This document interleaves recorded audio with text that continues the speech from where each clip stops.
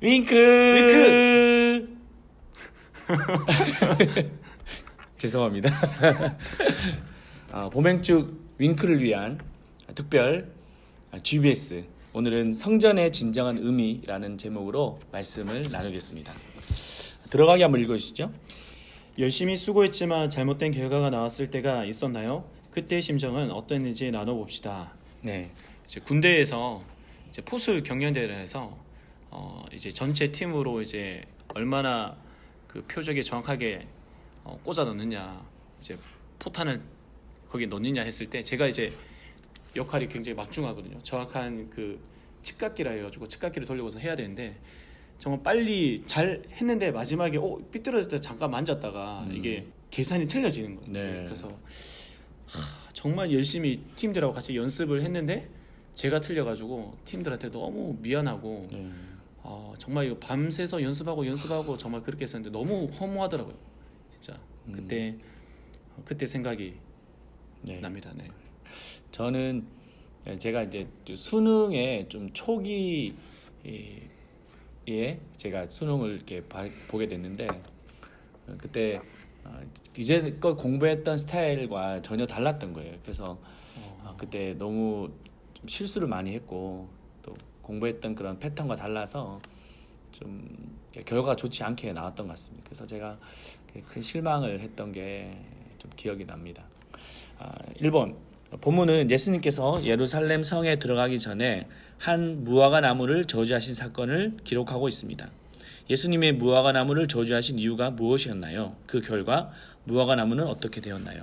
읽어주시죠. 네. 19절입니다. 길가에서 한 무화과 나무를 보시고 그리로 가사 잎사귀밖에 아무것도 찾지 못하시고 나무에게 이르시되 이제부터 영원토록 내가 열매를 맺지 못하리라 하시니 무화과 나무가 곧 마른지라. 네. 무화과 나무를 저주하신 이유가 무엇이었나요? 열매가 없고 잎사귀만 무성하게 있었기 때문입니다. 네. 그래서 예수님께서 이제 저주를 하시니까 곧 말라버렸다, 그렇게 말씀하고 있습니다. 저희 어머니께서 무화과를 정말 좋아하셔서 그 집에서 무화과 나무를 심어서 키우고 했었거든요. 네. 그렇게 뭐 나무가 그렇게 예쁘다 할 것 없이 그 열매가 맺어져야 참 의미가 있는 것 같고요. 무화과 나무에 있어서 핵심은 그럼 열매네요, 열매. 그렇죠. 네, 열매가 있어야 됩니다. 저도 이렇게 무화과 나무를 이렇게 본 적이 있는데 무화과의 그 열매는 되게 달잖아요, 그죠? 진짜 맛있습니다. 네. 맞습니다. 근데 이제 무화과 나무를 보니까 나무가 이렇게 막 크지가 않더라고요. 이렇게 거기는 보니까 그늘도 그렇게 있지 않는 거예요. 뭐 이 무화과 나무에 열매가 없으면 아무도 쓸 수 없는 무용지물밖에 되지 못하구나, 그런 생각을 했습니다. 근데 이제 오늘 예수님께서 무화과 나무 열매가 없으니까 이렇게 쓸모가 없는 것이죠. 그래서 곧 저주하셨던 그런 모습을 볼 수가 있습니다. 자, 2번 보시죠. 예수님은 무화과 나무 저주 사건을 통해서 이스라엘의 불신앙을 책망하셨습니다. 본문에 나오는 무화과 나무와 잎사귀는 무엇을 상징하는지 찾아봅시다.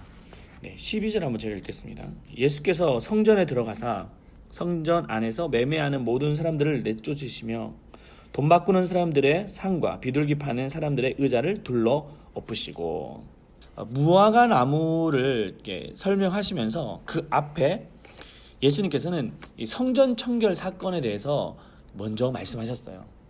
그리고 이것을 보여주셨습니다.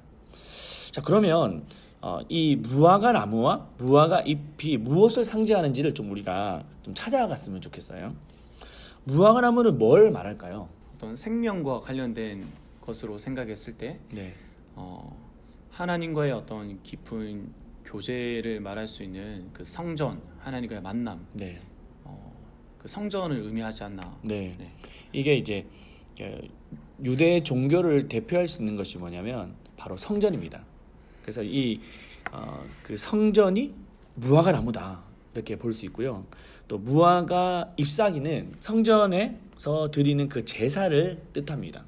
오늘 예수님께서 성전에 있는 그 제사는 많았지만 제사에 합당한 열매가 없었다라고 이렇게 말씀하실 때 당시에 성전은 무성한 제사가 있었다는 거예요. 성전에서 재물을 사고 파는 그 거래가 많았다는 거죠. 뭐 비둘기도 팔고 또 보시면 그 매매도 하고 환전도 하고 이런 걸 볼 때 예배가 참 많았다는 것을 말씀하고 있습니다. 그 우리가 잘 아는 것처럼 그 당시에 그 예루살렘에 있는 그 인구는 한 5만 명 정도 되는데 6월절이 가까이 오면 한 100만 명이나 된다고 해요. 그러니까 20배 가까이 되는 사람들이 몰렸다 보니까 더 제사가 많을 수밖에 없었던 것이죠. 그래서 짐승을 잡고 환전도 하고. 근데 그렇게 많은 제사를 드림에도 불구하고 그에 합당한 열매가 없었다는 겁니다. 그러면 한번 열매가 어떤 것을 말할까요? 예수님께서 말씀하신 열매. 그 생명을 얻는 하나님과의 깊은 교제를 통한 예배를 통한 생명을 얻는 것이 가장 첫 번째라고 저는 네. 생각을 하거든요. 어떤 생명의 열매. 네, 선한 행위, 구제를 하는 것, 또 그 삶이 어떻게 바뀌는 것들, 뭐 그런 것들을 네. 말하지 않을까. 우리가 일반적으로 어떤 열매 그러면 어떤 행위, 행실을 말할 겁니다. 그래서 어떤 뭐 구제 같은 것이 그 삶의 열매가 없었을 수도 있겠죠. 아니면 뭐 기도하는 거, 또 선행을 베푸는 거, 또 아까 목사님 말씀하셨던 것처럼 삶과 그 어떤 예배의 어떤 일치성 이런 부분이 어떤 열매라고 할 수 있을 것입니다. 근데 오늘 본문은 예수님께서는 또 다르게 접근하고 있는 것이죠. 3번 한번 읽어주시죠. 유대 종교는 제사는 무성했지만 제사에 합당한 열매가 없었습니다. 예수님은 유대인들의 어떤 모습에서 열매 맺기를 원하셨나요? 네, 13절 보시면 그들에게 이르시되 기록된 바 내 집은 기도하는 집이라 일컬음을 받으리라 하였거늘 너희는 강도의 소굴로 만드는도다 하시니라. 그럼 어떤 열매일까요? 본문의 말씀 보면 하나님의 집은 이제 기도하는 집, 기도하는 것에 대해서 일단은 이야기하고 있다는 것을 알 수가 있는 것 같습니다. 네, 그 열매는 바로 기도의 열매였다는 것입니다. 근데 이 기도라고 할 때 오늘 본문의 어떤 병행 구절이라고 할 수 있는 마가복음 11장 17절에 이렇게 말씀하고 있어요. 이에 가르쳐 이르되 기록된 바 내 집은 만민이 기도하는 집이라. 예수님께서는 이 그 성전이 만민이 기도하기를 원하신다는 것이죠. 그 유대인들에게만이 아니고 이방인들에게도 함께 예배하고 기도하는 처소가 되기를 바라셨다는 것입니다. 이게 그 어떤 구약의 말씀을 인용해서 예수님께서 말씀하셨잖아요, 그죠? 네, 어떤 맞습니다. 말씀입니까, 그게? 네, 이사야 56장에 보면 이사야 선지자를 통해서 하나님께서 이미 이 말씀의 원본이라고 할 수 있는 게 네. 나오는데요. 제가 먼저 한번 말씀을 좀 읽어드리면 이사야 56장 7절인데요. 내가 곧 그들을 나의 성산으로 인도하여 기도하는 내 집에서 그들을 기쁘게 할 것이며 그들의 번제와 희생을 나의 제단에서 기꺼이 받게 되리니 이는 내 집은 만민이 기도하는 집이라 일컬음이 될 것임이라. 이사야 56장의 좀 내용을 보면 아까 방금 읽었던 7절에 나오는 그들이라는 그 존재가 어떤 사람들을 말하냐면 이방인들을 말하고 있습니다. 이방인들이 심지어 마지막 때 하나님께서 정의와 공의를 실행하는 그때가 구원의 때가 이르면 그 이방인들이 하나님과 연합할 거라고 이야기를 하고 있습니다. 이 이방인들에 대해서 이야기하기를 또 좀 여러분들이 이해하실지 모르겠는데 고자 그리고 마른 나무 같은 그러한 존재가 하나님과 연합하여서 많은 무성한 열매들을 정말 많은 열매들을 맺게 되는 그러한 때가 올 것이다. 그리고 그 하나님의 그 성전이 만민이 온 열방의 사람들이 하나님을 기도라는 것은 하나님을 아버지라고 고백하는 거잖아요. 하나님과 관계가 되어지는 그때가 올 것이라고 예언을 하는 내용이 나옵니다. 그러면 이제 이 말씀이 예수님께서는 이사야 시대 때부터 이렇게 만민을 위해서 이 성전이 돼야 되고 또 그렇게 예배를 드려야 된다라고 이미 예언하셨던 거네요. 네, 맞습니다. 근데 이제 그럼에도 불구하고 이 오늘 예수님 당시에도 사람들은 이 성전을 유대인들에게만 이렇게 국한시켰던 것이죠. 네, 강도의 소굴처럼. 네. 맞습니다. 그래서 이제 그 당시에 그 성전의 어떤 헤롯 성전도 보면 이방인들과 유대인들을 이렇게 분리시켜 놓는 겁니다. 여기 이렇게 사진을 이렇게 한번 보시면 당시에 이렇게 성전의 구조도입니다. 보면 여기에 지성소가 있고 성소가 있고요. 여기서 이렇게 하나님께 예배하고 기도하는 곳이죠. 근데 이곳에서 들어가려면 유대인들에게만 들어가는 것입니다. 근데 이제 이방인들도 들어오고 싶지만 분리시켜 놓은 겁니다. 그래서 이방인들이 들어가지 못하도록 만들고 심지어 그들을 보면서 괴로워하고 이방인들을 개라고 취급하는 그런 모습들을 볼 수가 있죠. 네. 솔로몬 시대 때도 솔로몬이 성전을 지을 때 솔로몬의 의도는 유대인들에게만 있었던 것이 아니었습니다. 그 솔로몬의 기도를 보면 이방인들도, 이스라엘 백성이 아닌 이방인들도 와서 이 성전을 향하여 손을 들고 부르짖고 기도하면 그들의 부르짖음에 응답해 주소서라고 하는 그 기도를 드렸음에도 불구하고 유대인들은 자기들의 어떤 전유물로 착각했던 것이죠. 이방인의 뜰 안에서 특별히 이스라엘 백성들이 장사, 매매를 하면서 이방인들이 있을 공간이 전혀 더 없어졌다. 그래요? 그런 모습들을 볼 수가 있었습니다. 네, 나쁜 놈들이네요, 그죠? 자, 4번 읽으시죠. 유대인을 향한 하나님의 뜻은 이방인들도 성전에서 함께 예배하기를 원하셨습니다. 그러나 유대인들은 하나님의 뜻을 저버리고 성전을 자신들의 전유물로 집착했습니다. 결국 그들의 결과는 어떻게 될 것이라고 예언하셨나요? 네, 마태복음 24장 1절 2절입니다. 예수께서 성전에서 나와 가실 때에 제자들이 성전 건물들을 가리켜 보이려고 나오니 대답하여 이르시되 너희가 이 모든 것을 보지 못하느냐? 내가 진실로 너희에게 이르노니 돌 하나도 돌 위에 남지 않고 다 무너뜨려지리라. 성전이 완전히 다 무너질 것에 대해서 네. 폐쇄할 것에 대해서 이야기를 하셨습니다. 근데 이 말씀도 예수님께서 그냥 즉흥적으로 하셨던 말씀이 아니었습니다. 이 말씀도 한 600년 전에 예레미야 선지자를 통해서 이미 말씀하신 거예요. 예레미야 선지자 보면 예레미야 26장 6절에 보면 이렇게 말씀하고 있어요. 내가 이 성전을 실로 같이 되게 하고 이 성전을 세계 모든 민족의 저주거리라 되게 하리라 하셨느니라. 당시 솔로몬 성전은 겉으로 보면 너무나도 화려했습니다. 근데 그 화려함과 다르게 내부적으로 들어가면 그 밀실에서 우상을 섬겼던 거예요. 그래서 하나님을 예배하는 그곳에 우상이 왜 말입니까? 이 성전에서 우리가 드리는 이 곳에서 저기 몰래 누군가가 뭐 이렇게 우상을 섬기고 있다면, 딴짓을 하고 있다면 이게 얼마나 하나님 보실 때 악한 행실입니까? 그래서 당시에 바벨론이라고 하는 심판의 도구를 하나님께서 사용하셔서 성전을 결국에는 깡그리 무너뜨리게 된 거죠. 근데 이 당시에 성전을 이제 깡그리 무너뜨릴 때 그런 루머가 있었습니다. 어떤 거였냐면 이 솔로몬 성전에 보면 솔로몬의 황금이 벽돌에 숨겨져 있다. 그래서 그 바벨론 사람들이 쳐들어와서 그 모든 벽돌 다 하나씩 다 깬 거예요. 완전 파괴된 겁니다. 그만큼 이 성전이 무너진 것을 이렇게 볼 수가 있죠. 유대인들은 이제 그 성전에서 예배를 드리는 것이 자기들만 할 수 있는 것이라고 생각을 하고 그 혈통적으로 이제 하나님의 백성이 된 자들만 하나님께 예배드릴 수 있는 어떤 특권으로만 생각을 했던 것이죠. 하지만 하나님은 그게 아니라 이방인들도 하나님을 경외해야 되고 예배하게 되는 것에 대해서 늘 길을 열어놓으셨는데 유대인들이 그 잘못 생각을 가지고 그 프레임에 빠져서 자기들만 했을 때 하나님께서 그것을 다 성전을 무너뜨리시고 새롭게 온전한 성전의 의미를 회복하겠다라고 예수 그리스도를 통해서 말씀하신 겁니다.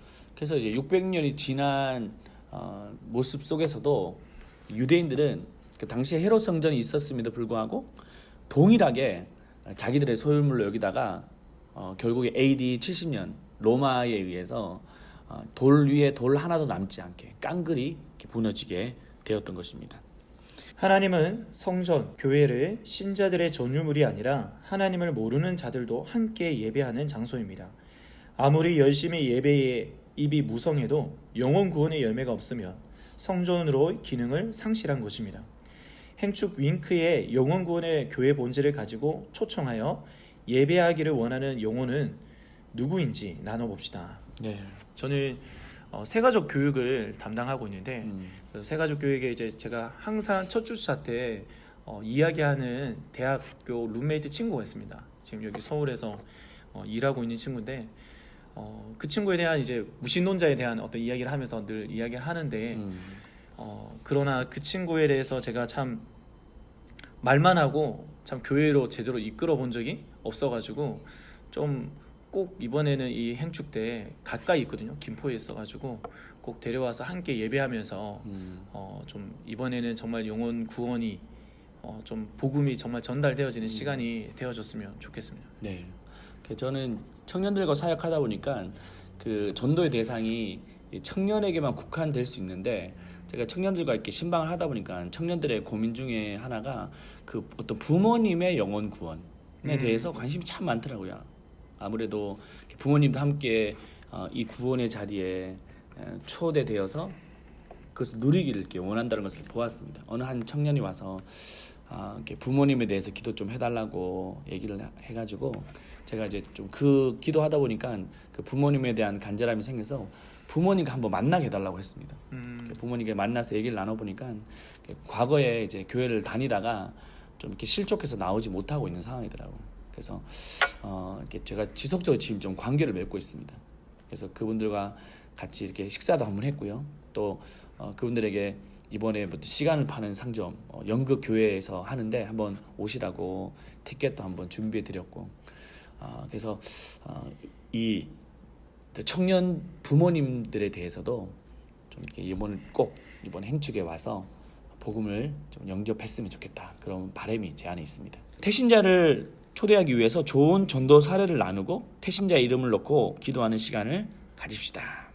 일단 오늘 저희 새벽 설교를 들으면서 제가 느끼는 감동을 줘야겠다. 정말 진실된 어떤 뭐 선물과 또 시간을 내서 그 진실한 마음을 관계를 맺는 것이 감동을 줄 수 있겠다, 이런 생각이 들었거든요. 네. 그래서 좀 먼 거리에 있더라도 정말 그 친구의 어떤 입장에 맞춰서 정말 시간을 맞춰서 만나고 또 진실한 그 관계 자체를 목적으로 두고 나아갈 때 반드시 감동을 받지 않을까. 너무 외로운 시기니까요, 사실. 네. 그럼 감동을 주기 위해서 한 가지만. 한 가지요? 돈을 팁. 좀 써야 되겠죠. 돈을 좀 쓰. 돈도 없으면서 돈 쓰려고 됩니까? 빚져서 뭐 사는 인생. 네. 저는 눈물이라고 생각합니다. 제가 이제 청년 시기에 예수님을 영접했어요. 근데 그러니까 눈에 이제 밟히는 친구들이 있더라고요. 그래서 저 친구도 예수님 믿었으면 좋겠고 저 친구도 교회 나오면 좋겠는데, 근데 이제 잘 얘기도 안 바뀌잖아요, 그죠? 네. 근데 정말 제가 친했던 친구가 한 명 있는데 이번에 그 교회에서 수련회가 있는데 수련회에 한 번만 가자라고 얘기를 했습니다. 근데 절대 막 씨도 안 먹히는 거예요. 제가 그 친구한테 저도 모르게 그 간절함이 있었는지 그 친구에게 막 울었습니다. 나는 정말 이렇게 행복한 이 복음을 맞이하고 또 받아들이고 있는데 너는 이렇게 세상에서 너무 지치고 힘들어하는 그런 모습을 보니까 너무 마음이 아프다. 그래서 꼭 한 번만 교회를 가져가 막 웡웡 울었습니다. 그 친구가 그 눈물 때문에 왔어요.